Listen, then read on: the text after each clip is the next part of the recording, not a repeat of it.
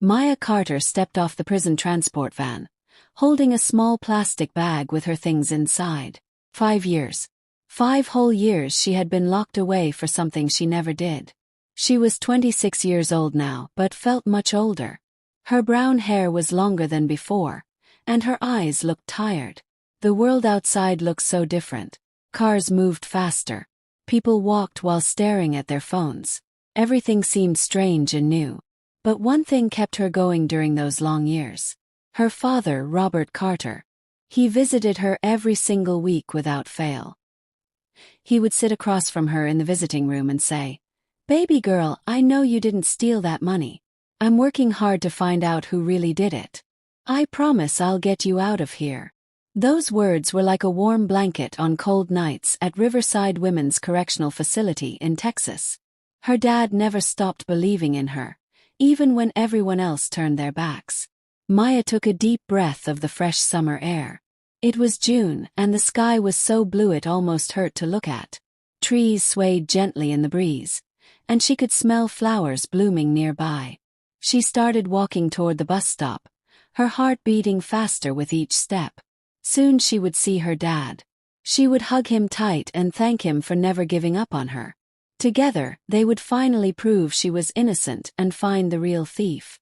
The bus ride took 40 minutes. Maya pressed her face against the window, watching her old neighborhood pass by. When she got off at her stop, something felt wrong. The house looked different. The white fence was now painted dark blue. Different flowers grew in the garden.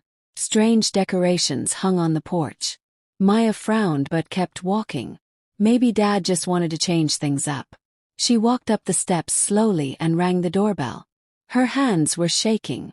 After a few seconds, Maya heard footsteps inside. The door swung open, and there stood Linda, her stepmother. Linda was in her early 40s with perfectly styled blonde hair and cold gray eyes. She had married Maya's father 6 years ago, just 1 year after Maya's mother died from cancer. Maya and Linda never got along. Linda always seemed fake, always smiling when Dad was around but mean when he wasn't. Well. Look who's finally out," Linda said, looking Maya up and down like she was dirty. Her voice was sweet but nasty at the same time. "Where's my dad?" Maya asked, trying to look past Linda into the house. Linda crossed her arms and smiled a mean smile that made Maya's stomach hurt. "We buried him 2 years ago," she said slowly, like she was enjoying each word.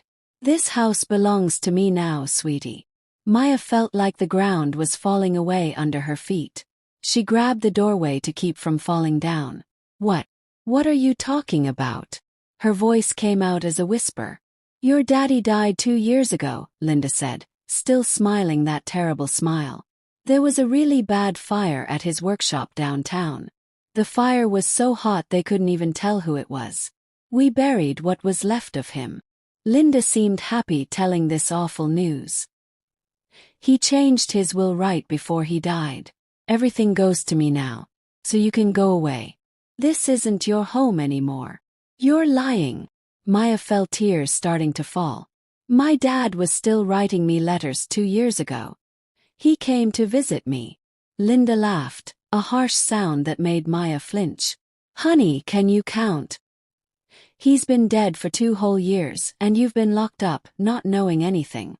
Too bad you couldn't come to the funeral. But I guess they don't let criminals out for stuff like that, do they?" Maya couldn't speak. She couldn't breathe. Her father's last letter came 3 years ago. Then nothing. She thought maybe he was sick or busy with work. She never imagined this. Never imagined he was gone forever.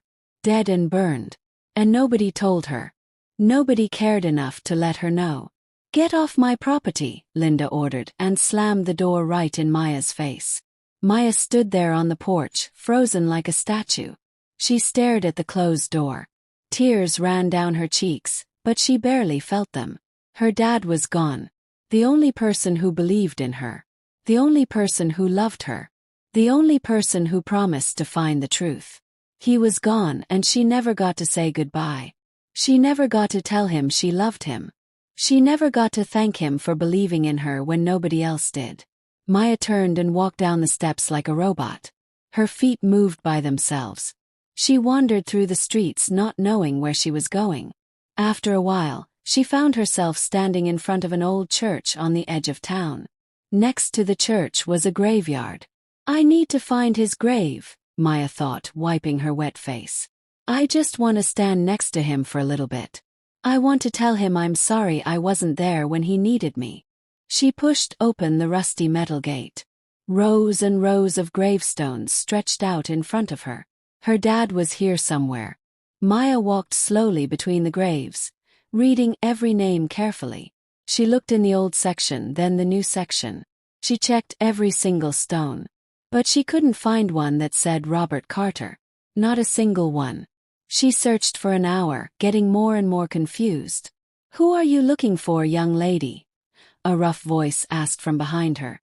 Maya jumped and turned around. An old man, maybe 70 years old, stood there leaning on a shovel. He wore old work clothes and muddy boots. He was the person who took care of the graveyard. "My father's grave," Maya said. "Robert Carter. He was buried about 2 years ago." The man looked at her carefully, then slowly shook his head. "Don't waste your time looking, miss. That grave doesn't exist here," he said quietly, looking around like he was scared someone might hear. "But I do have something your father asked me to keep safe for you." The old man led Maya to a tiny wooden shed hidden behind some big trees. He reached inside and pulled out a brown envelope. Maya took it with shaking hands. Her heart jumped into her throat. The handwriting on the envelope was her father's. She would know his writing anywhere in the whole world. The envelope said, "To Maya Carter. Only open yourself. Do not let anyone else see this." Maya stood in the middle of the graveyard holding the envelope, unable to believe what she was seeing. This was her dad's handwriting. His own hand had written these words. "But how?" Linda said he was dead. "Where did you get this?" she asked, her voice trembling. The old man looked around nervously again. "Robert came to see me a little over 2 years ago. He paid me good money and asked me to keep quiet about it. He told me to give you this envelope when you came back. He said you were going away for a long time but that you'd come home someday. I didn't ask questions. Your father was a good, honest man. I've known him for many years. And then he disappeared." Maya asked. "Yes, I don't know where he went. But he gave me his word, and I keep my promises. A little over 2 years ago. But they told me he died 2 years ago in a fire." "I don't know what they told you, miss," the old man replied, shaking his head sadly. "All I know is there's no grave here with the name Robert Carter on it. I've checked many times. And your father asked me to give you this envelope the moment you got out of prison." Maya looked down at the envelope in her fingers. It was sealed with red wax, the old-fashioned kind. Her dad always liked doing things the traditional way. Something small and hard rattled inside. "Thank you," she whispered. The man nodded and walked away, leaving her alone. Maya sat down on a wooden bench near the church. She carefully broke the red wax seal. Inside was a folded piece of paper and a small silver key. She unfolded the letter, and tears made it hard to see the words. But she blinked them away and forced herself to read. "Maya, my precious daughter. If you're reading this letter, it means you're finally free, and I couldn't be there to meet you when you got out. I'm so sorry for what you're about to learn, but I had no other choice. I paid the graveyard keeper good money to stay quiet and give you this envelope. I wrote this letter 3 days before my planned disappearance just to be safe. This key opens a safety box at First National Bank downtown. The box number is 189, and it's in your name. Inside that box you'll find answers to your questions. Be very careful, sweetheart. You were set up by the same people who are trying to hurt me. The only person you can trust is your Uncle James, my younger brother. He knows everything and will help you. I love you so much, Dad." Maya read the letter 4 times. Her heart was pounding so hard it felt like it might jump out of her chest. Her ears were ringing. Tears made everything blurry. Her father was alive. Or maybe this was a goodbye letter written before he really died. What did he mean by planned disappearance? What was going on? She squeezed the key tight in her hand. The metal felt warm. She had to go to the bank right now. She stood up from the bench and almost ran out of the graveyard. First National Bank on Main Street closed at 5 o'clock. It was 3:30 in the afternoon. She still had time. Maya caught a taxi, and 15 minutes later she walked into the bank. The lobby was fancy with shiny floors and tall ceilings. Her simple prison release clothes looked out of place, but she didn't care. "Hello, I need to open a safety box," she told the woman at the counter. The woman wore a neat black suit and had kind eyes. "Box number and identification, please." Maya handed her the key and her ID card. The woman typed on her computer and nodded. "Box number 189, registered in Maya Carter's name. Please follow me." Her father had set this up ahead of time. Maya followed the woman into a big metal room. Rows of small metal doors covered the walls. The woman used a key to open one of the doors and pulled out a long metal box. "You can use the private room to look at what's inside," she said, pointing to a small room with a table and chair. Maya went inside and closed the door. She put the box on the table. Her hands were shaking as she lifted the lid. Inside was another envelope, thicker than the first one, and a stack of money held together with a rubber band. She opened the envelope and started reading. "Maya, if you're reading this, it means I was right. You were framed for stealing money by the same people who want to hurt me. There is no grave because I'm still alive. I found out people were watching me. I found out something bad was being planned. While you were in prison, I collected evidence and discovered something terrible. But the people behind this are powerful and dangerous. I had to fake my own death to protect both of us and buy time to investigate. I burned down my old workshop on purpose. I put someone else's body in the fire so people would think it was me. Your Uncle James helped me set everything up. He used to work as a police detective and still has friends there. Everything looked real. Linda collected the insurance money, $500,000, and got the house just like she wanted. That made her stop being suspicious and let me move around freely. The people who made you look guilty are Linda and a man named Derek Walsh. Together, they stole $5 million from our family construction company and blamed you for it. Since you were the bookkeeper and had access to all the accounts, you were the perfect person to blame. They created fake documents so all the evidence pointed to you. But there's more. Behind them is a powerful person in city government, Councilman Henry Blackwood. He's the head of the city planning department. He's been taking secret payments from builders who want to build where they're not supposed to. Walsh was his helper, the person who passed messages and money back and forth. Go see your Uncle James. He moved to Oak Street, number 28, apartment 3B. He knows what to do and will take you to me. This envelope has $50,000 in it for you to use. Be careful. Don't tell anyone about this letter. They might be watching you. I believe in you, my girl. We'll see each other very soon. Love, Dad." Maya finished reading and sat completely still for several minutes. Her father was alive. Alive. Joy mixed with anger and shock all at the same time. Linda and Walsh had betrayed her, stolen her life, and her father had to fake his death to protect her. She grabbed the stack of money. $50,000. She put the cash and letters into her bag and left the bank. The evening sky was getting darker. She needed to get to Uncle James as fast as possible. Oak Street was on the other side of the city. Maya sat on the bus, holding her bag tightly. She looked out the window but didn't really see anything. Her mind was racing. Her father was alive. That meant there was still a chance to get justice. But how? Linda and Walsh were rich and powerful people. Against her alone, they had won easily. But now she wasn't alone. She had her father and Uncle James on her side. James Carter was her father's younger brother. He was 50 years old and had worked as a police detective for 25 years before retiring.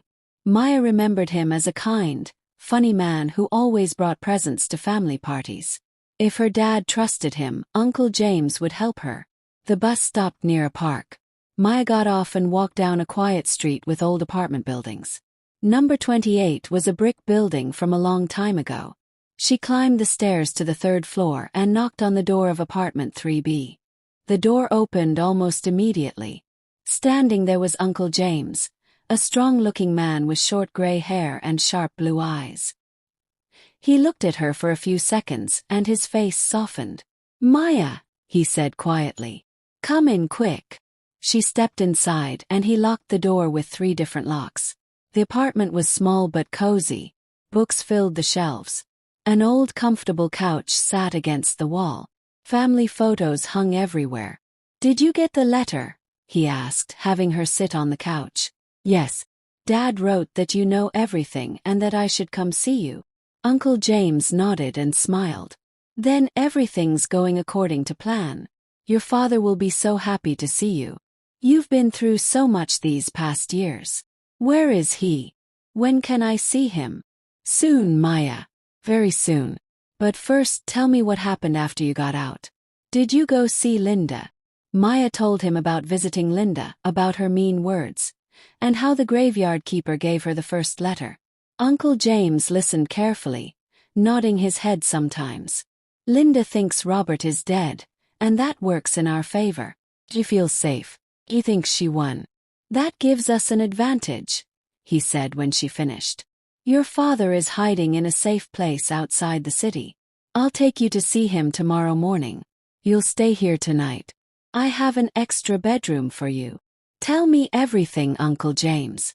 How did Dad fake his death? What do we know about Linda and Walsh?" Uncle James poured some juice into glasses. Then he sat across from her. 3 years ago, your father realized someone was following him. He was collecting evidence against Linda and Walsh, but they were connected to Blackwood, the councilman. When Robert started asking too many questions, they warned him. They hinted that an accident might happen to him. So he came to you, and you helped him fake his death. "Yes. It wasn't easy, but I still have friends in the police department and at the hospital where they keep bodies. We got the body of a homeless man who died and had no family. Robert set fire to his workshop late at night when nobody was around. We put the body there so that after the fire, nobody could tell who it was. I switched the test samples. The official papers said Robert Carter had died. Linda collected the insurance money, $500,000, and got the house according to his will. She didn't suspect anything. And Dad's been hiding all this time." "Yes. He's living in an old fishing cabin by the lake about 50 miles outside the city. It's very isolated. Hardly anyone goes there. I bring him food and supplies once a week and tell him what's happening. He's been collecting evidence all this time, tracking the connections between Blackwood, Linda, and Walsh." Maya listened, still having trouble believing this was real. Her father, a simple construction company owner, had done all this. Took so much courage. What did he find out about Blackwood? Blackwood is protecting a network of illegal building permits. Construction companies want to build in areas where building is against the law. Places like parks, protected forests, and historical sites. Blackwood, in exchange for secret payments, signs fake permits or creates fake documents that look real, James said, pointing to spots on a map on his wall. "Here, next to River Park, a protected nature area. But 3 years ago they built fancy condos there. Here, an old historic church, a protected building. Right next door, they built a shopping center when building is prohibited within 300 feet. There are dozens of cases like this. And Walsh was the middleman." "Yes. Derek Walsh met Blackwood through the construction business. He became the go-between for the builders and the councilman. He collected money from the businessmen, gave part of it to Blackwood, and kept the rest. But he wanted more. He decided to steal from your family company and frame you. How did he do it? Linda gave him access to your company's private documents. Your father trusted her completely. Walsh created fake bills, transferred $5 million from your company accounts, and then changed documents so it looked like all the transactions came from your computer. When the theft was discovered, the police found evidence on your desk. You couldn't prove you didn't do it. The evidence was too strong. Maya remembered the day of her arrest. She went to work like normal, And an hour later, police officers stormed the office. Searches, questions, accusations. She tried to say she didn't know anything, but nobody listened. Walsh acted shocked and angry. Linda cried and said she couldn't believe Maya would do such a thing. Then came the trial, the guilty verdict, and prison. "I've gathered proof that Walsh created those fake accounts," Uncle James continued. "I have bank statements, recordings of phone calls between him and Blackwood, and photos of their secret meetings. But it's not enough for the police to arrest them. We need clear, obvious proof. And we need someone in the government we can trust. The corruption runs deep. Many officials at City Hall are connected to Blackwood." Maya thought hard. For 5 years, she had dreamed of justice. Now finally there was a chance. But it would be long and dangerous. "I'm ready to fight, Uncle James. I'll do whatever it takes to bring them down." James looked at her with respect. "I always knew you were strong. Your father is so proud of you. Tomorrow morning we'll go see him and talk about everything. For now you need to rest and eat. You need your strength." Uncle James led her to the kitchen where dinner was waiting on the stove. He set plates on the table. The smell of home-cooked food hit her, and her stomach growled loudly. 5 years of prison food had made her forget what real food tasted like. But now, in front of her was a feast. Fried fish with crispy skin, rice with vegetables, a fresh green salad, and a piece of soft, warm bread. "Sit down and eat. Don't be shy," Uncle James said, pouring cold lemonade into a big glass. "I cooked this especially for you. I knew you were coming today." Maya sat down and picked up her fork with trembling hands. She put the first piece of fish in her mouth and closed her eyes in happiness. The fish was tender and perfectly cooked with a hint of lemon and butter. She chewed slowly, enjoying every single bite. In prison, fish was rare, and when they served it, it was dry and tasteless. This was like heaven on a plate. She ate quietly, focused, like the food might disappear if she looked away. The rice was fluffy and mixed with sweet carrots and peas. The salad was crunchy and fresh. She spread butter on the bread and smelled it before taking a bite. Uncle James watched her silently, and seeing her enjoy the meal so much made his eyes water. When her plate was empty, Uncle James brought out chocolate cookies and a bowl of fresh strawberries for dessert. "These strawberries are from my little garden on the balcony. I picked them this morning." Maya tasted a strawberry. It was sweet and juicy, bursting with flavor. She ate the whole bowl and several cookies, unable to stop herself. Her stomach, not used to normal food anymore, felt full but happy. "Now go take a shower," Uncle James said, pointing to the bathroom. "Clean towels are on the shelf, and there's a bathrobe hanging on the door. A good hot shower will help you relax." Maya went into the bathroom. It was small but welcoming. White tiles covered the walls. An old but clean shower stood in the corner. A mirror hung over the sink. She turned on the water, and steam began to fill the room.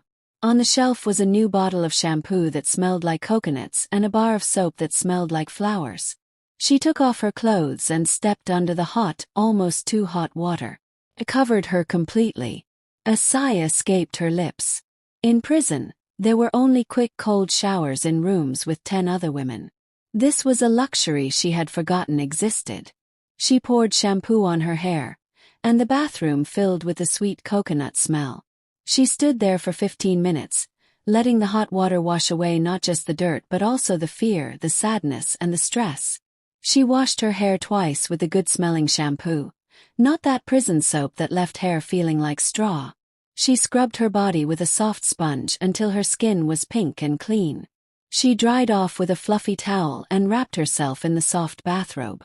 She walked to the bedroom Uncle James had prepared. Clean pajamas were laid out on the bed, simple cotton ones that felt smooth against her skin. She changed and climbed into bed. The sheets smelled clean and fresh, like they had been dried in the sunshine. Uncle James must have washed them outside. The pillow was soft. The blanket was light but warm. Maya sank into the pillow and felt all the tension from the day slowly melt away. Clean bed, a full stomach, a hot shower. These small things she used to take for granted now seemed like the greatest gifts in the world. She cried softly but not from pain. These were tears of relief and gratitude. She fell asleep thinking that tomorrow she would see her father, that together they would fight for justice, that a hard path lay ahead but it was possible. But right now, in this moment, she let herself feel the happiness of simple things. Good food, clean water, and a soft bed. Morning came early. Uncle James woke Maya at 6 o'clock, and within 30 minutes, they were in his old truck driving into the countryside. The road went through fields and forests. Houses became fewer and fewer. Maya looked out the window with excitement. Soon she would see her father alive and well. For 5 years, she thought he was supporting her from home. But it turned out he had been hiding, risking his life for the truth. An hour later, they turned onto a dirt road. The truck bounced over rocks and holes. Trees closed in on both sides. Finally, a small wooden cabin appeared. It sat right next to a beautiful blue lake.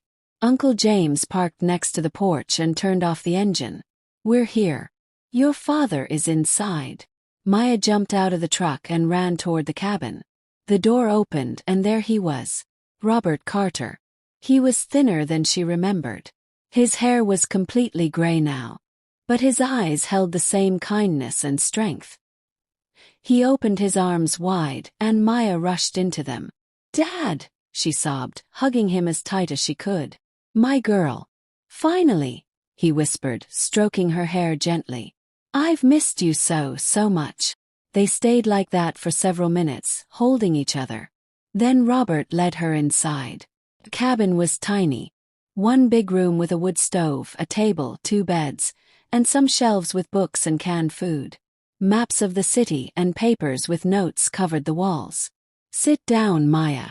We have so much to talk about," he said, pointing to a chair. "James, please lock the door." "Dad, why didn't you tell me right away that you were alive?" "I thought you were dead," Maya said, her voice breaking a little. "Forgive me, sweetheart. But it had to be this way. If you knew, you might have accidentally given me away. Linda was probably watching you through prison staff or people she knew. The smallest mistake and everything would have been ruined. What have you found out all this time?" Robert stood up and walked to the map on the wall. Several spots were marked with red circles and arrows. "The system works like this. Construction companies want to build in places where building is against the law. By law, it's forbidden. You can't build without special permits from the Environmental Protection Department and lots of inspections. But Blackwood, the councilman, has connections in the department and gets around the rules. In exchange for secret payments of 5 to 10% of the project cost. He signs fake permits or creates fake paperwork to make everything look legal." He pointed to different locations. "Here, next to River Park, a protected nature area. 3 years ago they built expensive condos there. Here, an old historic church, a protected building. Right next door, they built a mall when rules say you can't build within 300 feet. There are dozens and dozens of cases like this." "And Walsh was the middleman?" Maya asked. "Yes. Derek Walsh got involved with Blackwood through the construction world. He became the messenger between the builders and the councilman. He collected payments from the businessmen, gave a portion to Blackwood, and kept the rest for himself. Then he went further. He decided to steal from our company and blame you." "How did they do it?" "Linda made it easy for him to get to our private company documents. I trusted her completely, which was my mistake. Walsh made fake accounts and moved $5 million from our company. Then he changed the records to make it look like all the transfers came from your computer. When the theft was discovered, police found proof on your work computer. You couldn't prove you were innocent. The evidence looked too real."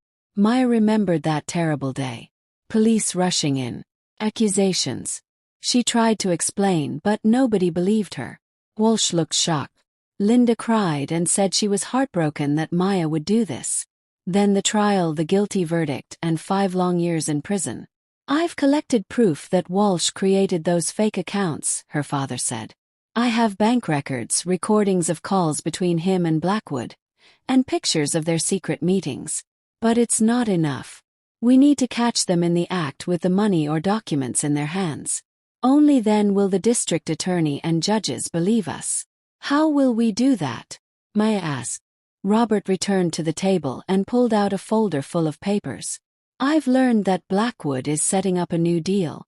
A big construction company wants to build a huge hotel complex in Memorial Gardens, an old historic garden from the 1800s. It's completely illegal, but Blackwood accepted a payment of $10 million. The operation is planned for 1 week from now. Does that mean we need to catch them when they exchange the money? Exactly. But for that, we need help from the police and the district attorney's office. The problem is many officials are connected to Blackwood. If we go to the wrong person, they'll warn him, and he'll destroy all the evidence. Uncle James spoke up. 2 months ago, a new district attorney was appointed. Her name is Sarah Chen. She came from another state and has a great reputation. People say she's honest and can't be bought. Maybe we should go to her. It's risky, Robert replied, frowning. We don't know her. What if she's also working with them? We have no other choice, Dad, Maya said firmly. If we wait, Blackwood and Walsh will keep stealing and hurting people. And nobody will ever clear my name. Her father looked at her with love and nodded. All right, but first we need insurance. We'll gather all the evidence and give it to a reporter. If something goes wrong, the information will come out anyway. Which reporter? She asked. There's an online news site called The Truth Post. The editor, Marcus Johnson, is known for investigating corruption. I contacted him through email. He's willing to help, but he needs solid proof. Maya felt a surge of hope. The plan was starting to take shape. Gather evidence, give it to the reporter, go to the district attorney, and catch the criminals in the act. It was risky and dangerous, but it could work. When do we start? Right now. Tonight you'll meet with Johnson and give him copies of the documents. Tomorrow you'll go to the DA's office to see Sarah Chen. And in 1 week, we'll set the trap for Blackwood and Walsh. That same evening, Maya met with Marcus Johnson in a quiet diner on the edge of town. The reporter, a man in his 30s with glasses and messy hair, drank coffee and listened carefully to her story. So your father is alive and has been gathering evidence for 3 years? He asked when Maya finished. Yes. Here are copies of the documents, she said, handing him a flash drive. Marcus took the drive and looked at it carefully. I've heard rumors about Blackwood. A few years ago, I tried to publish a story about his dealings, but I couldn't get enough proof. He's very careful and protected by powerful people in City Hall and state government. If what you're saying is true, this could be a massive scandal. It's true. My father risked everything to get this evidence. Understood. I'll review everything and start investigating. But I can only publish after they're caught red-handed.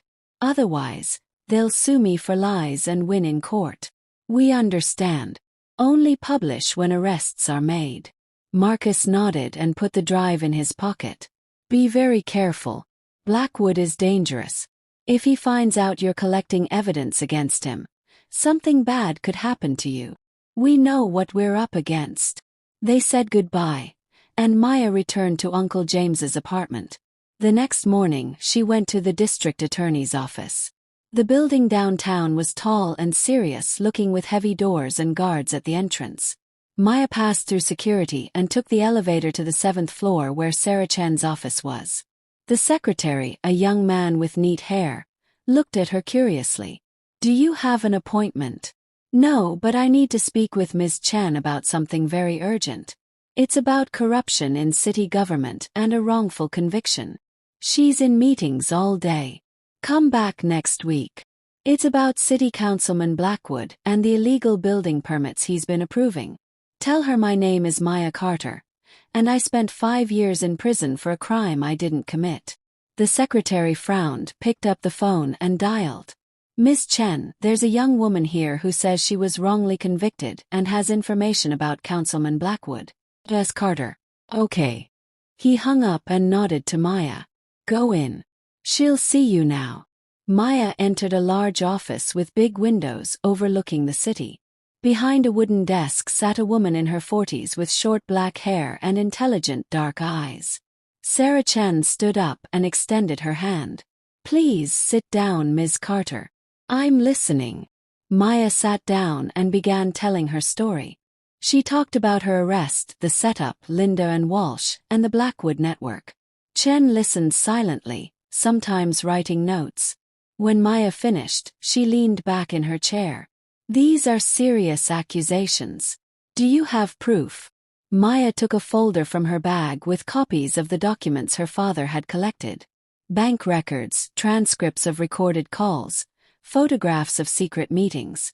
"My father gathered all this over 3 years." Chin looked through the papers carefully. Her face stayed calm, but Maya could tell she was reading everything with great attention. "If this is true, we're looking at widespread corruption," she finally said. "But this evidence alone isn't enough to make arrests. We need more concrete proof. In 1 week, there will be a meeting between Blackwood and a construction company owner. They're going to exchange money. $10 million. If you catch them when it happens, that will be proof nobody can deny." Chin thought about this. "How do you know about this meeting?"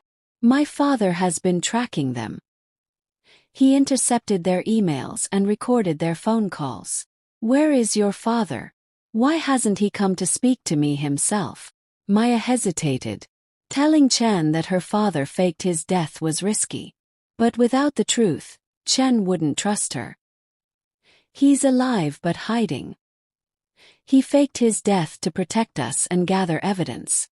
If Blackwood knew he was alive, he would try to kill him for real." Chin raised her eyebrows. "Faking your own death is a crime." "He didn't have a choice. He was warned that they were planning to kill him." Chin stood up and walked to the window, looking out at the city. "All right. I'll start a preliminary investigation.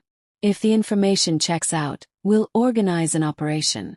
But I need to speak with your father directly and get his official statement." "He'll agree. I'll tell him about your offer." "Good. Bring your father here tomorrow, and we'll discuss everything in detail. In the meantime, I'll review these documents carefully." Maya left feeling lighter. Chen hadn't dismissed her or sided with Blackwood. Maybe she truly was honest. That afternoon, she returned to Uncle James and told him about the meeting. Robert, who had come down from the cabin to discuss the next steps, listened and agreed to meet Chen. "If she's honest, this is our big chance," he said. "But we have to be ready in case they betray us. That's why we gave everything to the reporter first. If anything goes wrong, Johnson will publish the story, and they won't be able to escape." The next day, Robert and Maya went to the district attorney's office together. Chin received them in her office. Seeing Robert, she looked surprised. "So you're Robert Carter, officially dead for 2 years." "Yes. I apologize for the deception, but there was no other way. I understand faking my death is against the law. I accept the punishment, but only after the people who framed my daughter and tried to kill me are brought to justice. They're also stealing from our entire city." Chin sat down and folded her hands. "Tell me everything from the beginning."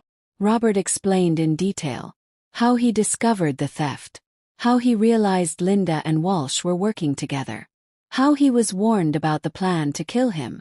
How he decided to fake his death and collect evidence. Chin listened and asked smart questions. "Do you have recordings of Blackwood?" she asked. "Yes. I put a listening device in Walsh's office." "Here they are," he said, handing over another flash drive. Chin plugged it into her computer and played a file. Voices filled the room. Maya recognized Walsh's voice, smooth and confident. Blackwood accepted the $10 million. "The meeting is Friday evening at the old Thompson warehouse on the docks. You bring the money, and he hands over the permit." "And if someone finds out?" another voice asked nervously.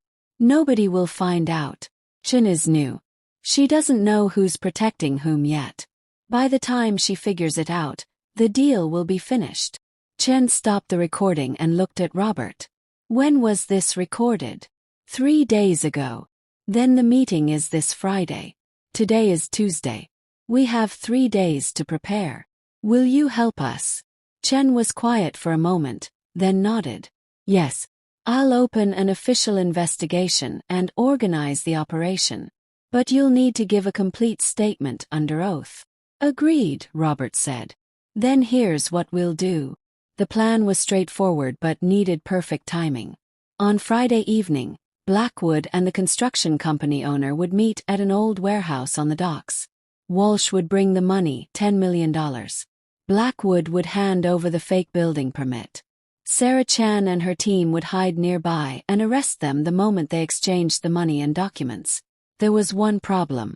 They didn't know who the construction company owner was. Robert had only heard a last name mentioned, Morrison, the owner of a big construction firm. But they didn't know what he looked like or where his office was. Without identifying Morrison, the trap might fail. If he got suspicious, he could warn Blackwood. Chin suggested surveillance.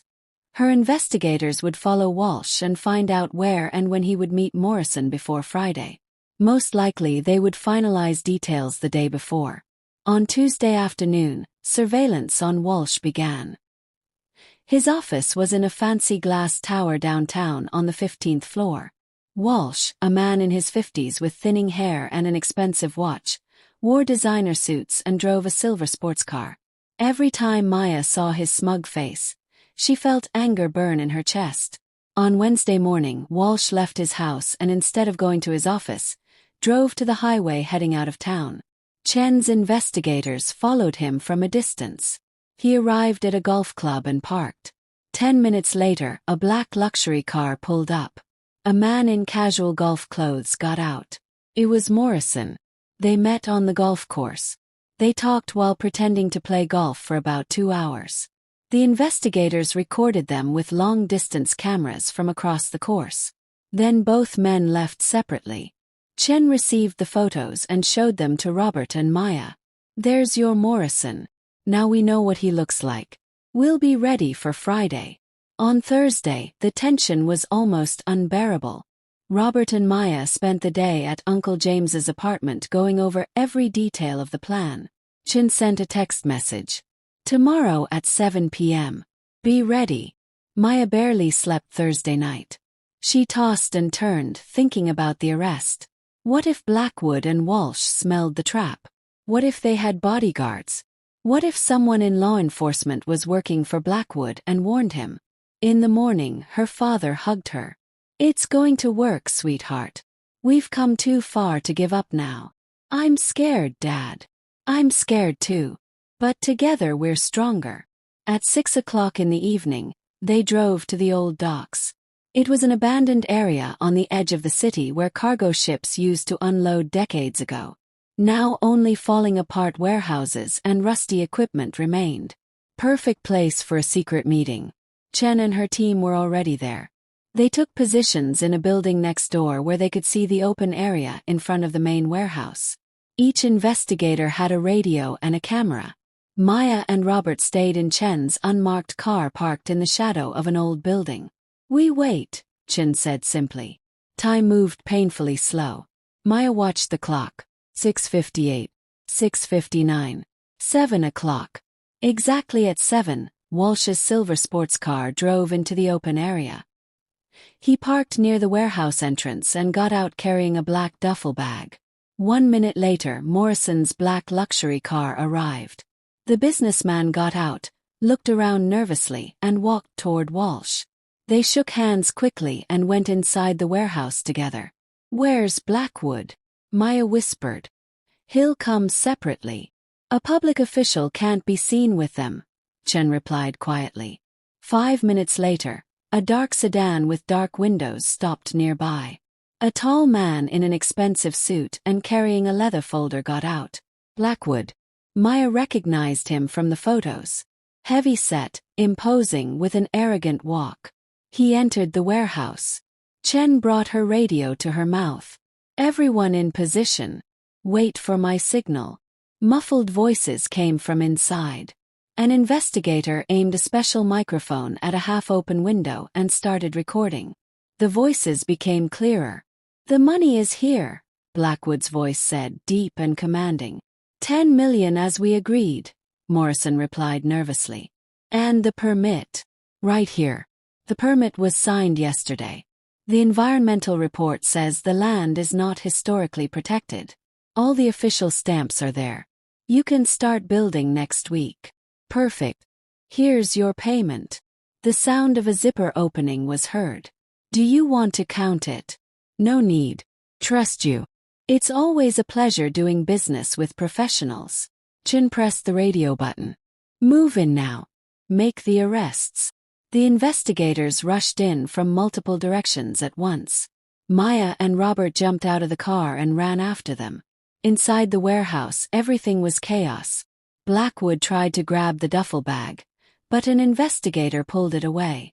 Morrison ran for the back exit but was stopped. Walsh stood frozen, his face white as paper. Henry Blackwood, Derek Walsh, Thomas Morrison. You're all under arrest for corruption, bribery and fraud, Chen announced loudly, showing her badge. You have the right to remain silent. Anything you say can be used against you in court. Blackwood glared at her with pure hatred. You'll regret this, Chen. I have powerful friends. You'll lose your job within a week. We'll see about that, Chen replied calmly. Put handcuffs on all three of them. They searched the scene carefully. The duffel bag did contain $10 million in cash. Blackwood's folder held fake permits and fraudulent official stamps. Everything was taken as evidence. When the three men were being led out, Maya watched their faces. Blackwood looked dark and furious. Morrison looked terrified and sick. Walsh looked confused and shocked. Suddenly, Walsh saw Maya and froze in his tracks. You should still be in prison. I got released, Derek, Maya replied, her voice cold and steady. Now it's your turn to go to prison. How did you find out about all this? Who helped you?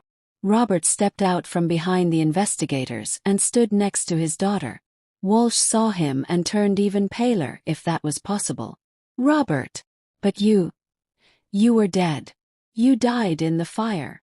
As you can see, I'm very much alive. And now you're going to answer for everything you did to my daughter and to this city. They led Walsh to a police van. Maya watched the vehicles with the arrested men drive away. She felt a mixture of victory and relief wash over her. This wasn't the end. Interrogations, legal proceedings, and trials were still to come. But the most important step had been taken. The criminals had been caught. After the arrests, the real work began. Sarah Chen questioned the arrested men, reviewed mountains of documents, and gathered additional evidence. Blackwood stubbornly denied everything, claiming the money was a legitimate business loan. But the recordings of conversations and Morrison's testimony, who agreed to cooperate in exchange for a lighter sentence, destroyed his excuses. Walsh tried to blame everything on Linda, saying she had planned the theft and the frame-up of Maya. But the bank statements proved he had created the fake accounts and moved the money himself. Linda was called in for questioning. Maya was allowed to be present during her stepmother's interrogation. Linda walked into Chen's office with her head high and shoulders back, but when she saw Maya and Robert sitting there, she stopped dead in her tracks. Her face went white. You, she pointed at Robert with a shaking finger. You're supposed to be dead. Yes, Linda. I'm alive and healthy, Robert replied calmly. And now you're going to answer for your betrayal. What betrayal? I haven't done anything wrong, she tried to protest, though her voice trembled. Chin placed a thick folder in front of her. Here are your bank account records. After the theft from your husband's company, you received $2.5 million. The transfers came from accounts controlled by Derek Walsh. Explain where that money came from. Linda's face turned even whiter. Derek loaned it to me. I had personal debts. What debts? Robert asked, his voice hard. I paid for everything. You lived without any financial problems. They were private matters. Here are also recordings of your phone calls with Walsh, Chin said, playing an audio file. Linda's voice came through the speakers.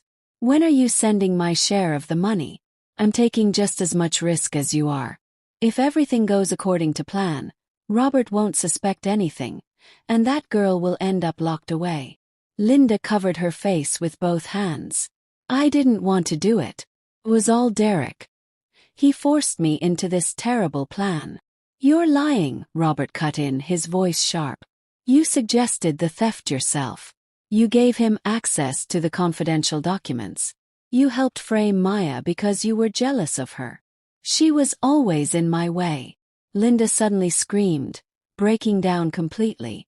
You always loved her more than me. I was nothing to you, just a replacement wife. And she was your precious princess. I wanted to get rid of her and take what should have been mine.